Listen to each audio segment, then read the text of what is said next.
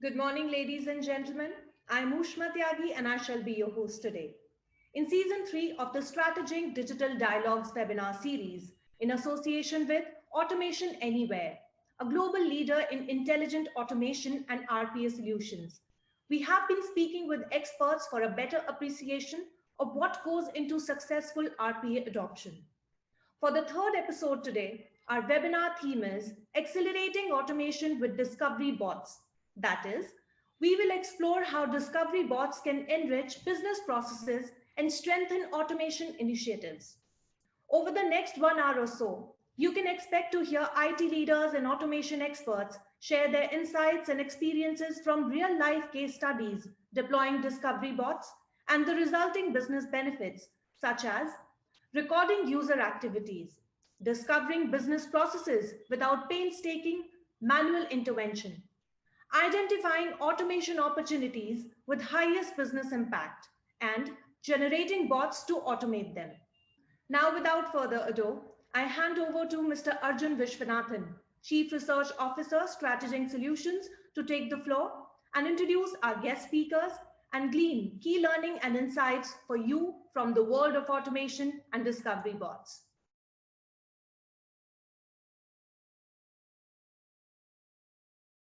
Hello and good morning. I'm Arjun Vishwanathan, and today we are going to be in conversation with eminent industry leaders and IT practitioners by themselves on a conversation that merits significant time, effort, and investments.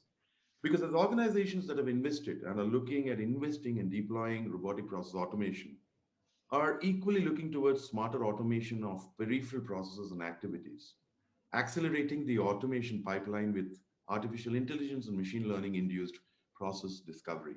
The whole concept of discovery bots and accelerating automation is going to be my conversation today. And to join me, please put your hands together for Sachin Gupta, President, Chief Information and Innovation Officer at Usha International. Sachin, lovely you could join us, sir. Very grateful. Thank you, Arjun. Thank you for having me here. And none other than Rajiv Sharaf, Vice President Corporate IT at Torrent Power. Rajiv, brilliant you could join us. Welcome. Thank you, Arjun. Rajiv, I am going to, given the time frame that we have, which is about 30 odd minutes before we kind of start taking live questions, I am going to come to you about how, in your view, you view the whole concept of acceleration of automation with discovery uh, as perhaps being pivotal to business revival and resurgence in these current uh, days and times, really. Rajiv Sharaf. See, there is a lot of discussion with respect to artificial intelligence, robotic process automation, intelligent process automation. Everything is happening. But if we really try to look at how it can be applied to the business, and we try to go to the business normally comes out with their own concerns that why I should automate. The way I am doing the process is fairly okay. I don't need any automation. Whatever automation is required to be carried out is already carried out. Like you have implemented SAP, you have implemented as ERP system, so everything is already in place. When we go to the business and talk to them, tell them the in day-to-day life, the way we are using the services, the way we are experiencing the technology, I think we also need to look at it. How do we adapt in our organization? So the business becomes ready to understand this, and then the dialogue starts. But when we go to the people who are really working on the systems and day-to-day work, which are like mundane, routine, or kind of repeated work, those type of people, when we go, they are also not ready to open up. So the IPA, we call it intelligent process automation, the IQ bot, wherein we call it. Well, we say, okay, we will not ask you anything. Rather than we asking the business or asking the individual user to do it, and then in that process taking the implementation curve to a longer time, we said, okay, let us do one thing. We will put a small tool in your system. Whatever you do, continue doing it. You go on doing in the morning, whatever you come, at least for a period of 1 week, we will observe how you are working. And then based on that, we will try to identify what are the day-to-day processes is following. And then from that process, we try to define whether it can be automated, what can be automated, and what cannot be automated. And that is how we take it up. So discovery path is very important, because if you really go to any person and tell him, I want to do automation, I want to do, say, bank reconciliation process automation, he says, I do it once in a month. Yeah, I don't want to do it. Fine, it's good for me, I can do it in one day. It's a very interesting, Processes like this. because, Rajiv, I am going to take that because I think you made a very interesting point about the whole concept of discovery. Sachin, if I come to you now, automation by itself is fairly pivotal, fairly critical, and I think that's been established by large measure.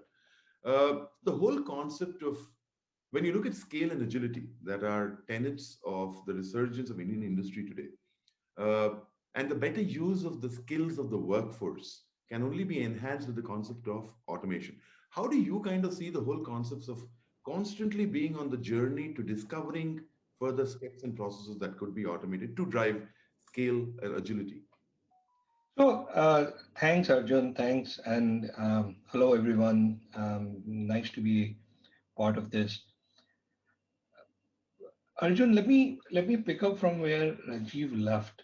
When I try and answer that question, I think we are culprits of our own doings today. At one point, when not you, probably I was born, and most of the time, in India, our answer used to be for any problem, throw people at it. Right?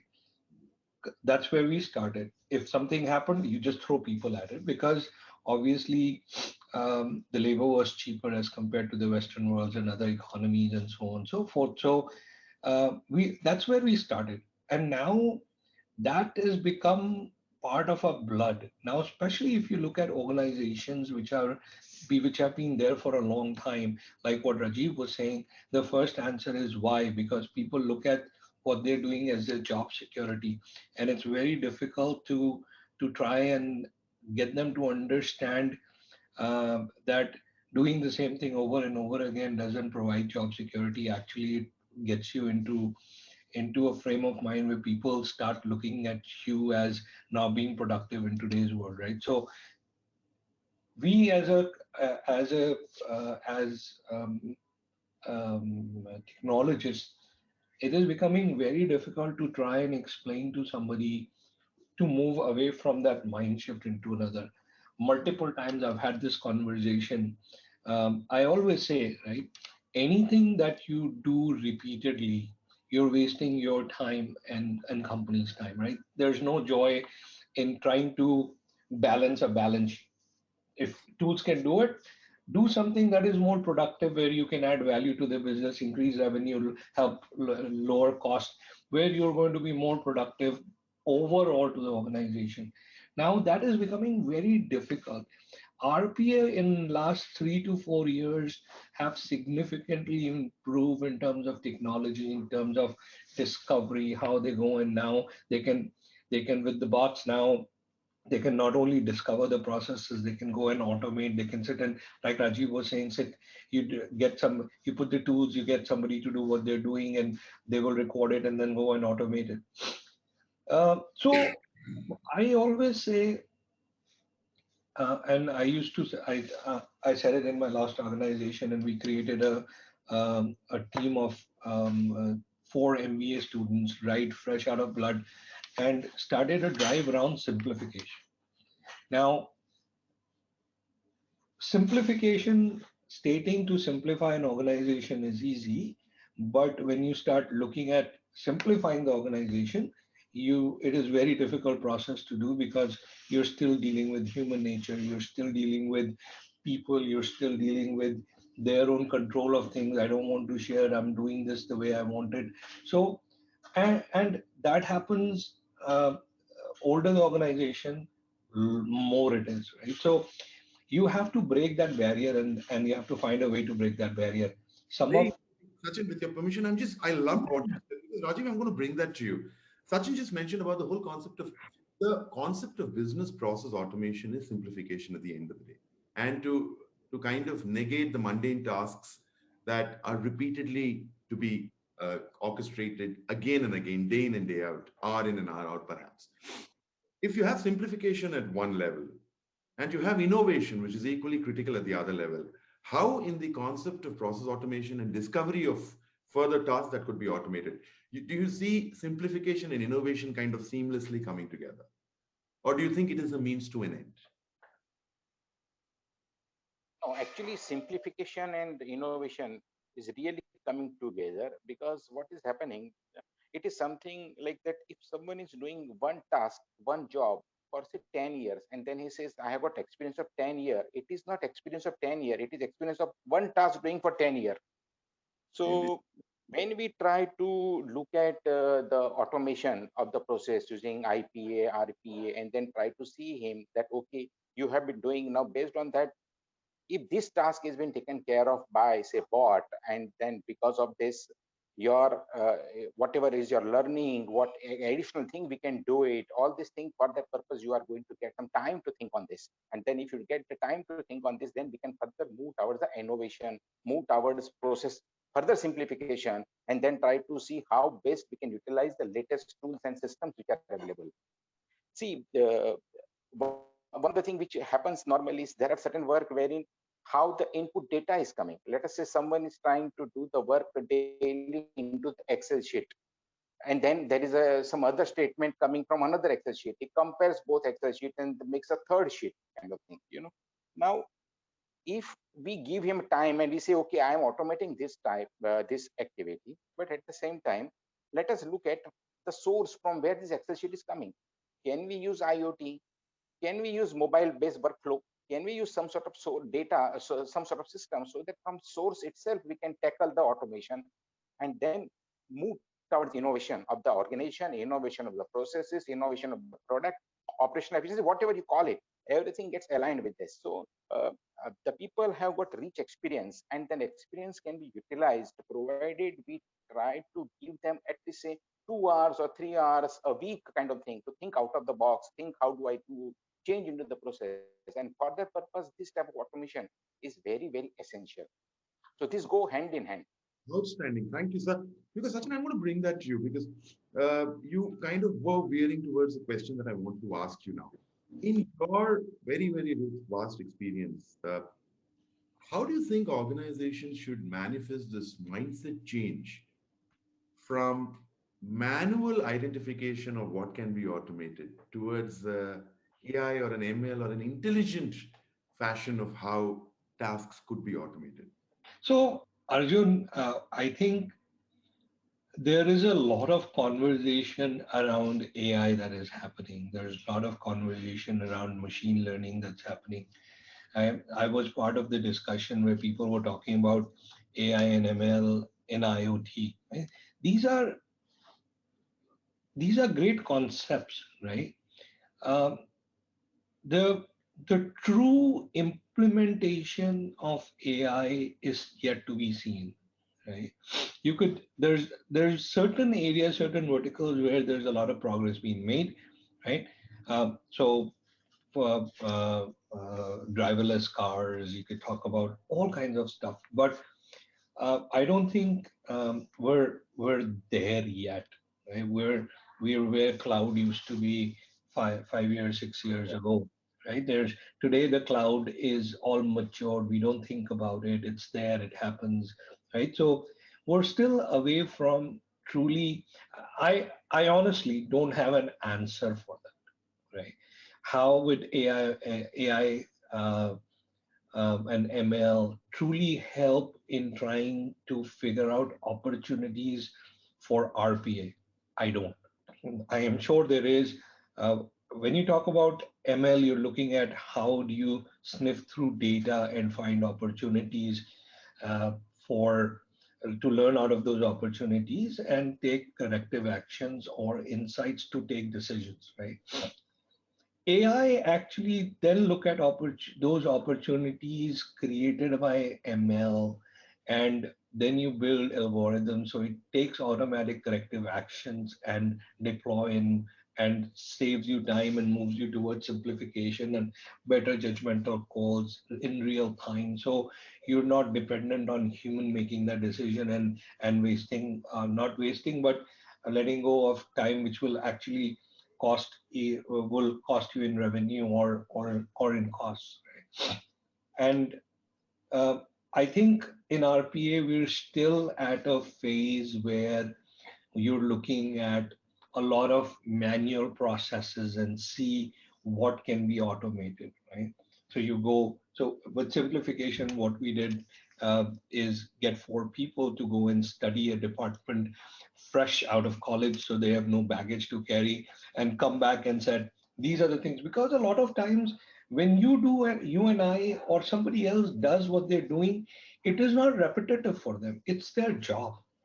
So somebody, a lot of time it is somebody else that is needed to go back and say, look, stop. This is not working. This is, you're wasting a lot of time. You're not adding value, and this can be automated to not. So biggest thing I think about RPA is that you're able to do things without making a manual error, right? We all do that. So that is it. And the speed at which it is able to do what it needs to do. Indeed. Now, can MI and AI and ML start looking at behaviors to predict whether this is a manual task or not, versus AI ML to start looking at sitting back and looking at what a person is doing? I'm sure there are people thinking about that. I know of an organization doing it, but I don't think it is in the mainstream yet. Right? We're I think we're a year and a half away, but we'll have to get to that as we start thinking about more and more work from home, as we start looking at all these scenarios. What are the things that we can take away from people, automate them, and what are the things that you can get them to do which will further add value to the organization, right? It is, I've always said to, and it starts from IT people, I say you have to first understand what, how are you adding value to an organization by doing what you're doing, right? And that is so difficult to get somebody to understand. Okay? People say, "Oh, I'm sitting on a help desk and working, or I'm managing the servers." No, you're keeping uptime so that the company can work with what they're doing. Now you have to start looking at it. How do you enhance that, automate that, so then you can get away from it and go do something else? By human nature, you cling on things, and it is very difficult to get you to leave. I mentor few startups, and it is so difficult to get them to understand. You've built the product, move on, right? Let it go, and it becomes very challenging. So it's nature, right? We will always try to do what we know how to do rather than trying to learn something new and different to keep up with the time. And that is the biggest challenge that RPA is going to face. As far as your question of AI and ML, I think for me to understand um, what needs to get automated, you'll have to start getting into human behavior, human work, human thought process, which is very nascent right now, in my perspective. Now, this is completely my perspective. At a very nascent stage for somebody to put a tool out there and say, okay, these are the 15 things the guy is doing. Out of these fives can be very easily taken. Here's a bot which is ready. Take it, go. Tomorrow it starts happening, right? Indeed. I hope I answered your question. That's I'm going to take precisely that to Rajiv. Rajiv, very beautifully and powerfully articulated point is that at a fundamental level, things need to change. The way and the manner in which people think needs to change. Now, when you look at scale, agility, and trying, and for organizations that are trying to realize strategic value in an enhanced measure, two things. What in your approach should the mindset changes or the very fabric of the organization, how should it change? How should it change really? And if it were to change, what in your view, sir, is the essential guidance that you'd like to give this wonderful audience that's tuning in to us today on how they should approach this well, fairly complex journey? See, it's very pertinent point because you are ultimately touching the human psychology, behavior, and the way the people are working, and then trying to uh, when the computerization started, people were thinking the typewriters will be were there, and then people were moving to computers. So it is some sort of shift of the mindset, shift of the technology, led change of the behavior. So what we propose to do is that let us talk to the management. First is management need to have buying that this is what we are trying to do, whether it is right or wrong, because they understand the organization, they understand the culture of the organization, drive HR and all the people, they understand the culture. So we get them on the board, understand how we do it, and then have small conferences with the people, explain them how the technology is moving, how they are trying to see that technology adoption in the day to day, their children or their relatives, who everybody is watching and experiencing the technology. So how do we adapt and then make them ready to understand, contribute? How do we do it? So that is how it is a journey. It is not like that we as IT go and enforce. Okay, we are trying to do and do. It doesn't work that way. We have to be with the user group. We have to be the leadership. We have to be the functional leadership. Understand the concerns and get the people together and then take it forward. So I think that's very very pertinent point, and for that purpose, we are trying to create innovation teams, the people who are going to lead the innovations in various processes, and then those teams are coming out with experienced people as well as the people who are from the new generation, like we call it millennial or we call giga generation. So those type of people discuss among themselves. We as IT contribute there, and then come out, okay, let us take up those type of process. Let me bring this to you, Sachin, again.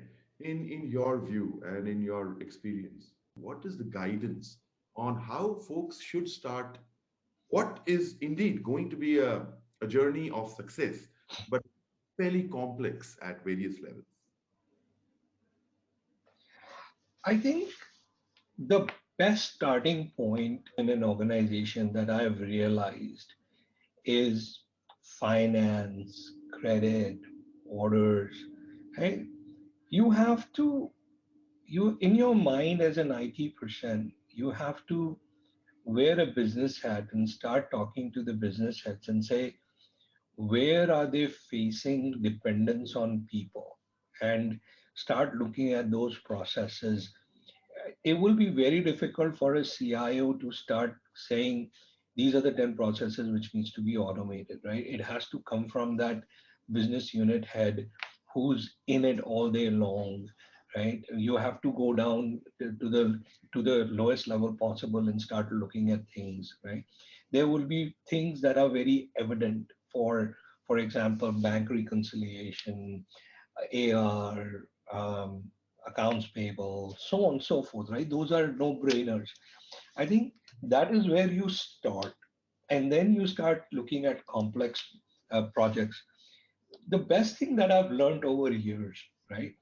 When you start grabbing those low-hanging fruits, and then you start talking about those successes in an organization, people start thinking how they can take that success and use it for themselves.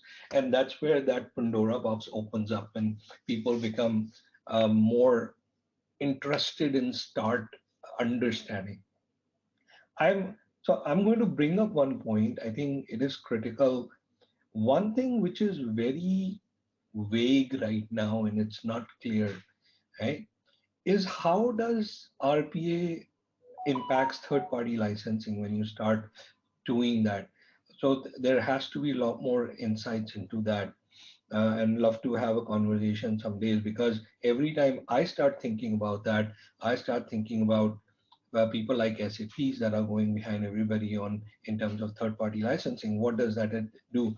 Is it allowed? Is it not allowed? And I've talked to people in the industry. I've talked to the vendors, and there's mixed thought. There's no clarity on it. So every time I start thinking about RPA, I stop short of how's that going to work? What is that going to happen? Am I going to get into trouble by doing that? Should I not go through RPA? Should I use simple process automation techniques that we've used in the past to do that? So I think that is always a big question in my mind, but RPA is here to stay, no doubt about it. It simplifies the life. uh, Obviously, you could then try and put MLAI on top of it, into behavioral aspects of it, and see where it is, where it takes you. And hopefully, one day we should be able to automate whatever is possible, right?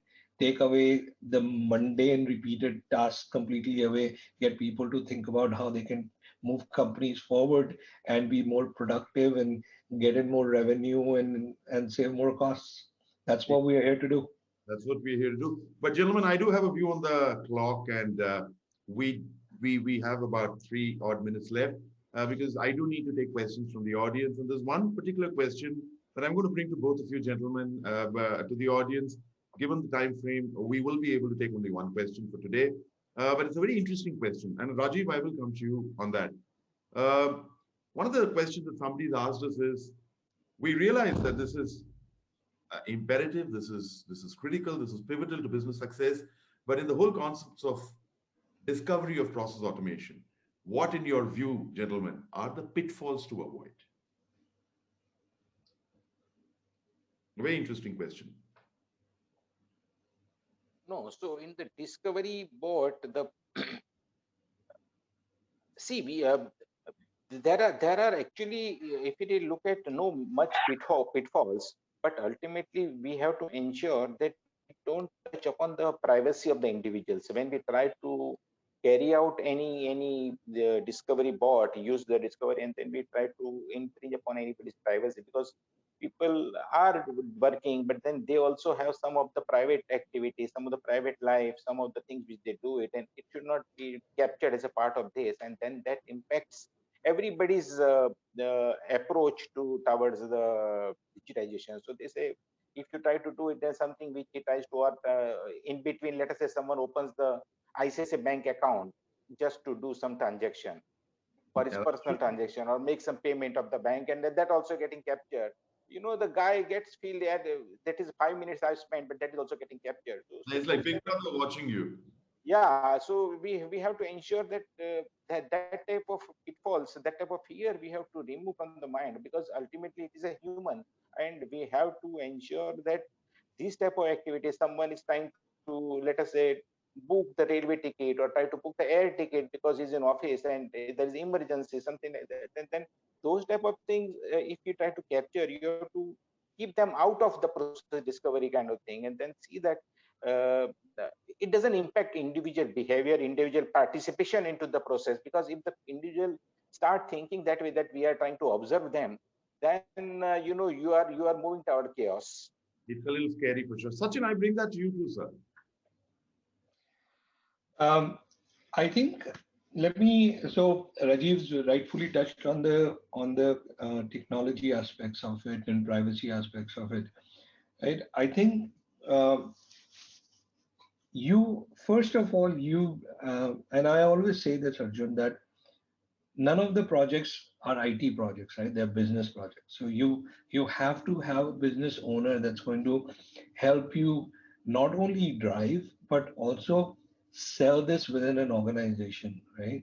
And that person would rightfully be the business unit head that you're trying to automate. So a CFO, if you're trying to touch finance, so that he or she not only understands how it's going to impact that person, right? So first of the fear is going to be a person is now going to be willing to do. So a lot of times, on the second thought, a lot of times when we try to do things, you feel a lot of headwinds that come your way because people are worried about, am I going to lose my job because of that? And you can never answer that to their satisfaction, right? As a CIO or IT head. So you need that business head buy-in to make sure they're sitting on the same side of the table with you and trying to explain how is this going to help that individual move forward. Uh, so that buy-in, that perspective is extremely essential to the success of any of this, right? Or for that many any project. So make sure, I would say, make sure you have that buy-in. You've been able to sell that concept first to the business and get them on your side, and then help them take this forward within their organization or their functional areas. Otherwise, it's not only going to fall flat. You're also going to get a lot of headwinds. And at the end of the day, it will. If it becomes an IT project, then it's going to, you'll buy the technology and it's going to sit on the shelf because nobody's going to allow you to do that, right? So that's the human aspect of it, and we face that all day long, every day, every single minute of whatever we do. So I would say get get those partnerships in place, get those buy-ins, so you're successful in what you do. Fantastic. But gentlemen, that pretty much is what we have time for. And I hope that addressed your query. Uh, Sachin, Rajiv, it has been nothing short of a privilege to have been in dialogue and in conversation with you, just to hear the very wide spectrum of thought processes and opinions that you bring to the table. Thank you so very much for joining us. Thank you. Thanks for having me. Thank you, Arjun. Thank you. And to the audience, I, Arjun Vishwanathan, your host, was in conversation with Sachin Gupta and Rajiv Sharaf. Stay tuned. We will be back with the next segment in just a moment.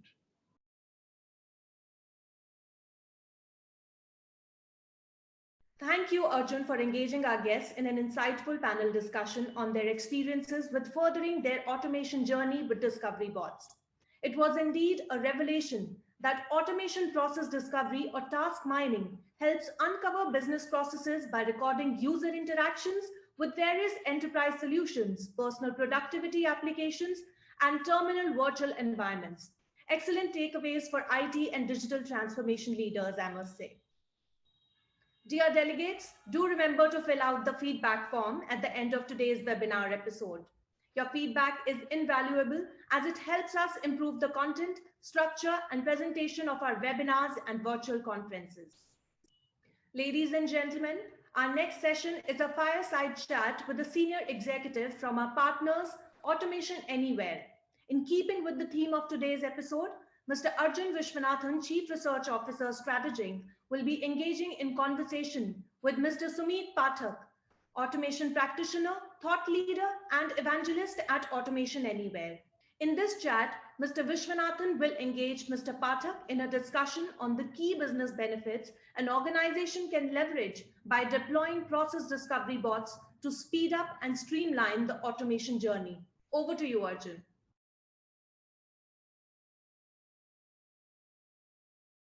Hello and welcome back. I'm Arjun Vishwanathan, your host, and I today will be in dialogue in segment 2 with none other than Sumit Pathak, Digital Workforce Evangelist for India, Middle East, and Africa for Automation Anywhere. Sumit, welcome. Delightful that you're with us. Thank you, Arjun. It's a pleasure to be here. Hope you're well. Oh, Sumit, we've got an exciting, racy 25-30 minutes ahead of us. And I'm going to directly come to you with the whole concept of what we just heard our industry speakers speak in the previous segment about how as processes become ever and more complex and require higher levels of focus, an intelligent platform that allows for the discovery of processes that can be automated really becomes inalienable really to business efficiency and continuity. By recording user activities, identifying and documenting processes, the whole concept of discovery bots is fascinating by itself. What are your opening comments, Sumit Pathak, on the whole concept of how business transformation, business resurgence, and business revival is being accelerated with the use of discovery bots? Sumit. Arjun, let me start with saying this, the popular saying, well begun is half done. Okay. And I think if you identify the right processes, which are right candidate or strong candidate to automate, that means you have done your 50% of your job is done. Because many times what happens that you start looking at incorrect place, you pick wrong processes, it takes its own time. So you have processes automated in the end, but what is expected out of them or what business is expecting is very different from what they had initially thought. So I think getting a technology like Discovery Bot helping you to identify the right steps and right process is a big win. Outstanding, because you mentioned something that was very interesting, which is identifying the right process. Now, a lot of times in industry, we've noticed that organizations are challenged in even being able to identify which process to automate. Now, in that kind of a scenario, how do you think the discovery bots kind of inflect very seamlessly into the overall ecosystem to help organizations kind of figure out what they don't know? Because that by itself is a serious challenge, isn't it? Yeah, so no, it is, and it depends on which way you are in your automation journey, Arjun. So let's take example of a program which has just started as compared to one which has already scaled up, right? Now these two programs will have their different sets of challenges. So the one which is starting, we often call it, identify the low hanging fruits which are easy to find and the sorts, right? And the second one is that where the program is already scaled up, it's a bit difficult to find more processes. But another challenge which comes through is that business, because they see advantage, they start pushing processes towards the automation program, which you should be comfortable in saying no, because in the end, you will not get ROI. And that's why, if you have a technology which can basically have a very simple way and a yardstick to identify the steps, demystify, compare it, and give some an ROI and take it to the production, it basically declutters the entire the value chain, right?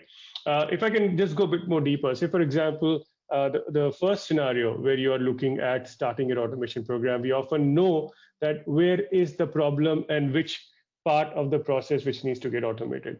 But what often happens is that we end up automating the most complex process, right? And I think that's not the right way to start. You want to automate the most manual and high volume process, and the complex part is left for the humans to work on, human workforce, right? But when you're looking at the simple processes to begin with, which have got high volume, which means you will have many users working on it, everyone will have their own ways of doing work. So how do you identify which is the happy path, which is the right path, which is the steps I need to automate to give the maximum bang for the buck, or ROI, right? And that's where discovery bot comes into picture, where the technology of task mining, it basically captures the steps, the click based step for all the users, and then combines it together to provide you with the most happiest path which is required to automate, right? And the second one which I spoke about, when the business is pushing at you that I want this process, please automate it. If you're able to again justify to them, okay, why you can't do it, there are so many exceptions, it's not very easy to identify a happy path, you may start automating a process, but it will not give you the results which you're looking for. I think that's a very qualified conversations you're having with them. Interesting, because one of the points that I also want to bring across to you is the current industry ecosystem, the current ambience within industry is one of, well, a fair level of uncertainty that is in the background. But moving forward, it is certainly revival, acceleration, growth, scale, and agility. Now, when you kind of put all of this together, this is quite similar to what we've been saying for all along, which is the whole concept of transformation is built on these pillars. In your view, Sumit Pathak, what is your articulation and the narrative from Automation Anywhere's perspective about how discovery bots and automation by itself can lead and how it can do that as far as transformation is concerned? Yeah, very, very interesting question, Arjun. I think what we have seen is transformation, aka change, right, is always greeted by conflict, right? Indeed. When you're trying to introduce something new, they always be supporters, they always be naysayers, and that's the game. Everywhere it happens, right? The idea is that how do we make it in the culture of the organization? How do we basically deep seed it that it becomes part of their vocabulary, right? And how technology can help in doing so. So let me give you an example, right? When I was a practitioner 6 years back, if when the automation program started, we had to look for the opportunities, sit with the business, explain to them, sit with the SMEs, identify the right steps, what we thought were the right steps. And when we automated the bot, getting them and doing UAT. Now, the UAT may take a lot of time, or the person who basically gave the requirement is not the same person who's doing UAT, right? So it is just going in circle, and in the end, you what you had thought about automating, you only get 40% of in the end, right? Now, as you can see, there's a lot of friction in the entire journey, right? Right from discovery to deployment, right? And when you have friction for something which you're trying to introduce, it will not be very well received, right? So how do we basically overcome that? And that's where you need to have smart techs available, which basically become very intuitive and easy for the end user to use and appreciate. And that's where the transformation starts to unfold in real sense, because the end user is empowered, right, to do their job better.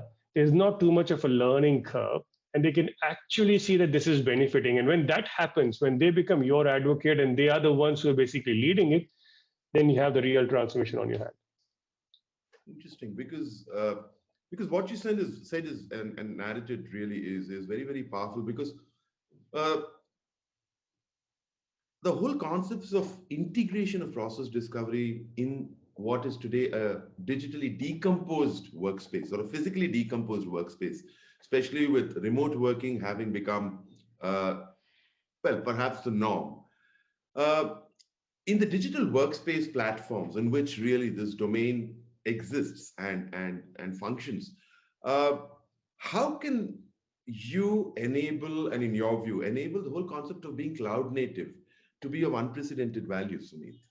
Yeah. So let me, Arjun, respond to that in two parts, right? I think you spoke about the distributed workforce. Let me talk about how, identifying the right steps within the distributed workforce is important. Plus, also then I'll talk about how it's executed using scale, right? So let me explain to the concept first. Now, as in a traditional environment, we are sitting all together. There are processes in place. Not everyone is doing the process in their in a similar way, but the delta is not too big either. Let's put it this way, right? So for example, if I go and sit with an SME and try to understand how they are doing, and then I go to the next SME, there would be some differences, but not too many, right? But in the end, there will be some challenges, certainly. Now, if you move this scenario and bring in now a DWS distributed works situation, right? What you speak, what you understand, what you do are completely different ways, right? Now, I have seen in last 9 months, many people have joined the new organizations as well, right? Now, imagine they getting oriented over the call and trying to identify how the process would be. So the delta becomes bigger and bigger, right? And that's where the discovery bot comes into picture in terms of converging these differences, right? From two point of view, two things rather. One is that not only identifying the process and identifying the best path and taking it to the execution and to the deployable state of a bot, but also identifying the happy path and also documenting it, which has been missing. And that's the key, right? If you see, if you go to many organizations, they will not all of them would have a fully documented process, right? So is there a way we can use the technology to identify the right steps, right? And just by not disturbing the SMA, just clicking and doing that, right? So that where it will help, and more so now in the distributed workforce scenario we are talking about. Now, talking about scale, one word which comes to mind is resiliency. Okay, full stop, right? When the pandemic was brought upon us in March and April, from our Automation Anywhere perspective, we reach out to many of our customers, right? And I personally reached out to many of the leaders in specifically in GIC space because I come from that area. And I said, are you able to utilize bots for your BCP? And they said, no, Sumit, if you have bots, then you talk about resiliency and not BCP, right? Because bots are designed to provide more resiliency to your processes rather than BCP. And that makes so much sense. And how do you then scale up, right? And that's where the cloud power comes into picture, that you're able to utilize and harness the power of cloud in terms of scaling up and supporting the current state of distributed environment. And another interesting thing which I've learned, and this happened before pandemic, Arjun. I was in Amritsar, right, and for CIO conclave, and I met with a lot of CIOs. Amazing thing, right? It's common theme which came about, that is there a way I can basically start automation program with my OpEx, right, and not CapEx? And it is so relevant now because we know that the new budgets are shrinking, right, to start something new, but you always have OpEx because you need to keep the lights on, right? And that's where the clouds come into picture, because you pay as you go. You use the cloud infrastructure. You don't have to go and procure your own infra and all of that. So it just becomes, it's just hand in glove sort of a thing. Very interesting, Sumit, and very powerfully articulated, really, because I am now going to come to a point where, like I said, this is not push button start. The process automation by itself is fairly complex in its nature. And transformation by itself is a parallel journey, if not if not one that is immediately in inflection with automation. But in your view, in your discussions, conversations with CIOs, IT leaders, business heads, what is your essential guidance to practitioners on how they should approach the whole concept of number one, automation by itself, and the second, of discovery of process automation in its artificial intelligence and machine learning infused manner? What is your essential guidance to folks on how to start this journey? Yeah. So Arjun, see, if I look back 6 or 7 years back when I heard about the concept of RPA to start with, right? And the concept was new and technology was evolving. At that point in time, it was a new concept for the business leaders as well. So let me respond with business leaders in mind first, and then I'll also talk about from technology perspective as well, right? So it was all about, okay, let's automate. What is this new sexy thing? Let me see. Let's go for it in the sorts, right? It was like that.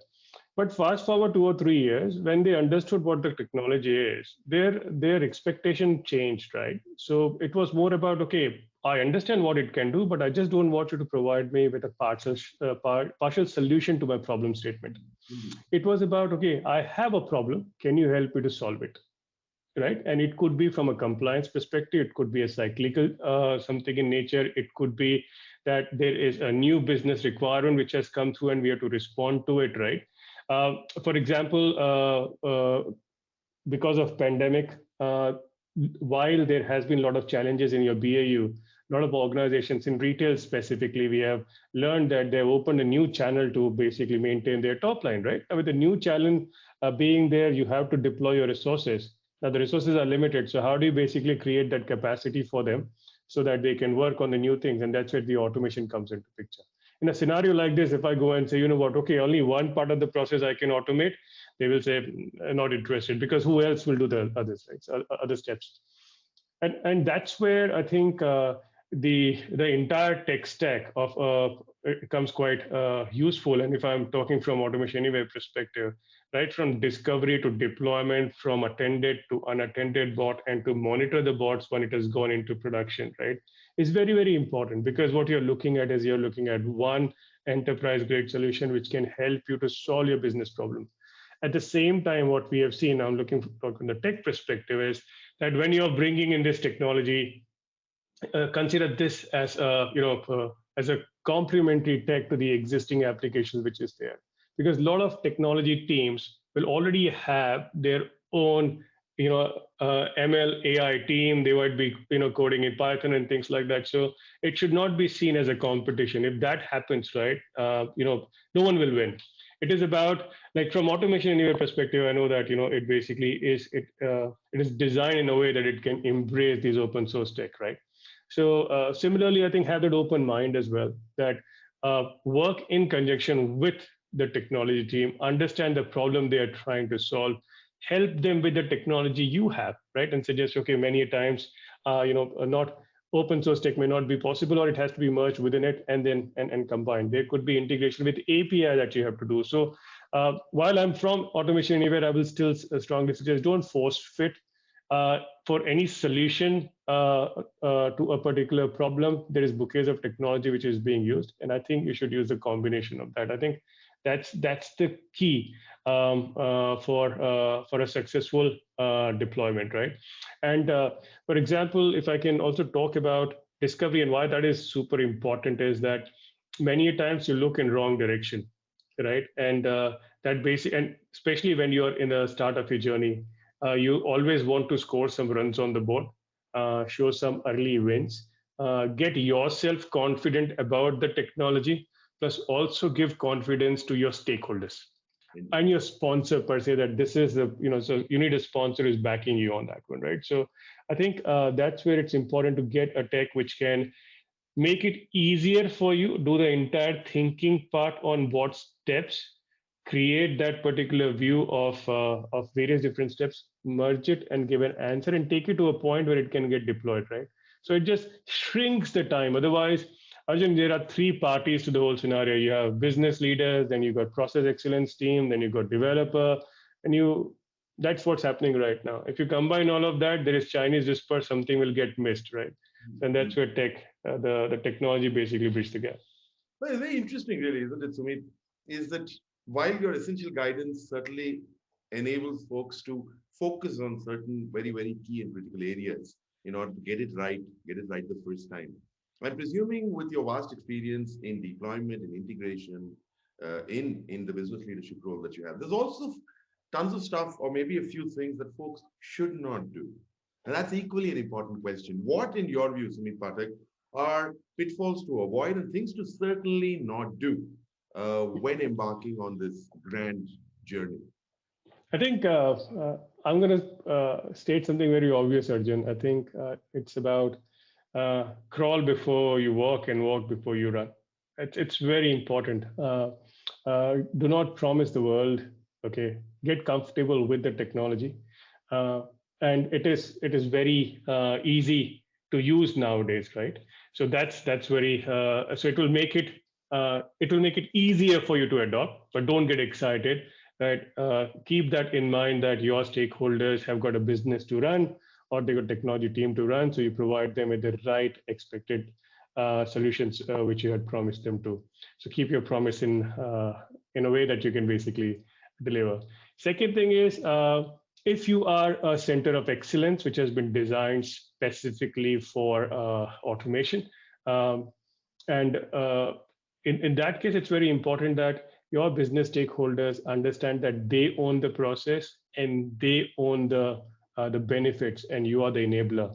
It cannot be that you are responsible for delivering the gains for that particular process because you don't own these business functions and processes, and it's very, very critical. You wouldn't know nuances around it. But you need to be seen someone as enabler in helping them to achieve their business objectives. So they need to have skin in the game. It's very, very critical. Second thing, so what I'm saying is what you shouldn't do is take complete ownership, right? Second is don't run alone. It's very important that you need to have infosec team with you, compliance. They are there for a reason in the organization. They will help you if you make them your partner, right? They will help you to identify challenges right upfront in your program, because last thing you want is that you have gone through your program, you're trying to scale up, you're trying to use the discovery, deploy, but then the challenges are coming through which you didn't think about earlier, right? So it's good to have tough conversations that will make you learn. It will make you a good negotiator, but it's better you have those tough conversations at the beginning of the program. Beginning of the journey by itself, isn't it? Yeah, exactly. Right. As we spoke about it with discovery board, you're able to identify the process earlier in the piece, have all of these conversations with them earlier in the program so that you have got this, method, standard processes in place, and it becomes a factory sort of a thing after that. And third most important thing, I think, which you should avoid is not having good continuous association with technology, right? I think many times it is seen that you're introducing a new tech, unless if you're not part of the tech team. Why it's very, very important is they are the ones who owns the applications. The automation will run on their application owner. So become a part of their change management when the bots have gone into production. Any changes coming through that needs to be known is that you need to know, because you can basically tweak and avoid the downtime. So that's very important. And last thing, Arjun, because we're talking about discovery bot, a fallacy out there that whenever someone starts the automation journey, they want to solve the most difficult problem they have, right? Because that's human tendency. Our invention is not out of necessity; it's out of laziness, right? So we are the laziest being on earth, and we try to do everything fast, right? And any big problem, I don't want to do this. Let's do it, right? I think don't look at the most complex problem. Look at the big problem you have, which can help to solve the business certain challenges they have. For complexity, your brain is designed to do that, and you need to have more time to solve that particular complex problem. Hence, you have to do away with all the mundane activity, and that's where the technology comes into picture to help you out, right? So I think that's and it doesn't matter how deep you go into your automation journey. Many times, also make sure that when you are tackling a complex problem, break it down into minimum viable product, something which is tangible, deliverable, and usable for the business. Just don't boil the ocean. Fascinating, Rajiv, but I do have a view on the clock, and I do know that you've got a busy schedule ahead for the day. I am going to go on to the audience to take a few questions, but given the time, I will be able to take one. This one's an interesting one. Rajiv Saxena says, or inquires, with agility being at the center of business revival, what innovation can we expect from automation anywhere in the months or the years to come?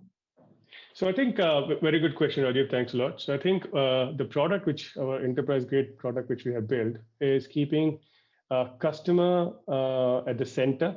And as we know that customer demands keeps changing, right? So the tech has to be very simple that it's able to respond, not only just in time, but also just in case, right? So I think a couple of things which we have done and we are working towards it is the discovery which we already covered, right? Cloud, which basically helps to scale in any sort of a situation or a scenario we are in.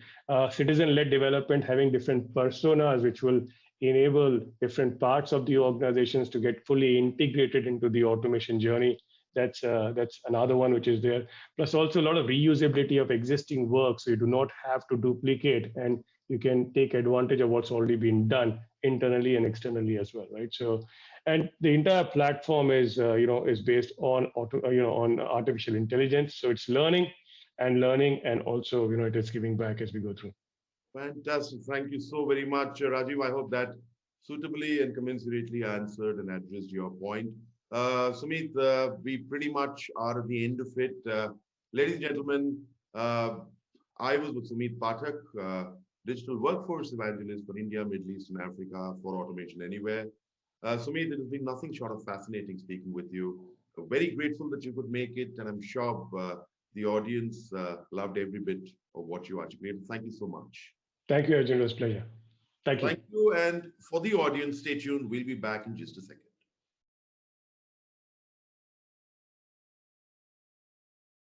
That was truly insightful.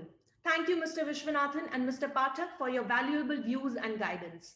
Dear delegates, we now bring you a short animation summarizing today's webinar episode. Do please fill out the feedback form at the end of today's event. Here we go.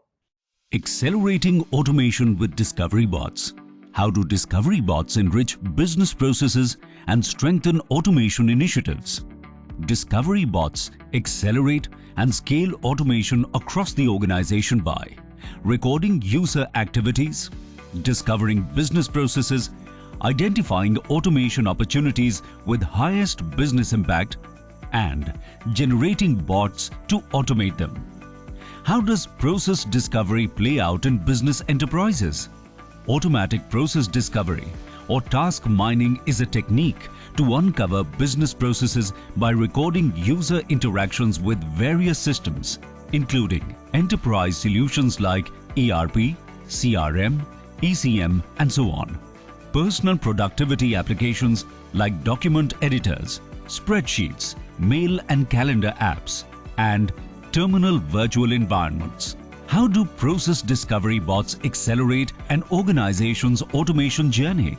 Discovery bots allow automatic process discovery based on the actions of a business user or a citizen developer. This is followed by seamless automation solution development and deployment by the process analyst or SME along with the RPA developer in one seamless stage.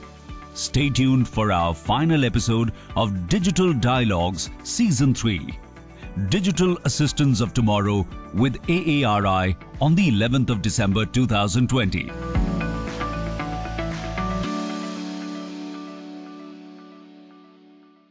That was indeed a remarkable summary of the benefits and tactics needed to drive successful outcomes from process automation with discovery bots.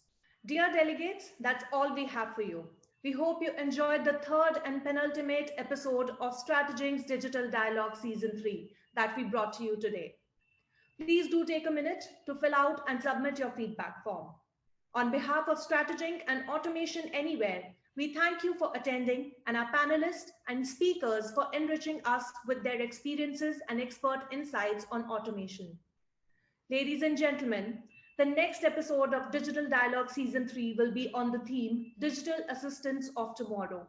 We look forward to you joining us at 11:30 a.m. on 11th of December 2020 from your favorite PC or smart device for a great online experience. Take care, stay safe, and may the bots help navigate your automation journey smoothly. This is Ushma Tyagi signing off on behalf of StrategINK Solutions.